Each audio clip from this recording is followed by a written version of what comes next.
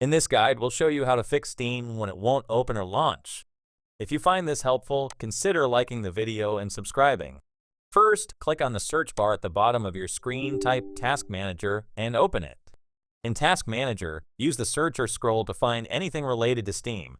If you see any Steam processes running, select them and click End Task to make sure Steam is completely closed.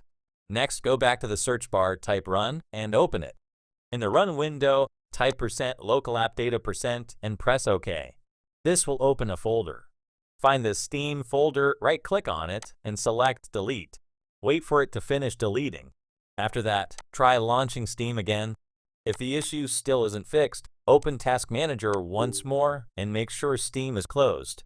Then open File Explorer, go to This PC, and navigate to your local disk, usually C. From there, open Program Files, x86, and locate the Steam folder. Inside this folder, delete everything except for the Steam Apps folder and the steam.exe file. You can select multiple items by holding Shift while clicking. Once that's done, run Steam again. It will automatically download the missing files and reinstall what's needed. Wait for the process to complete, and hopefully, this resolves the problem.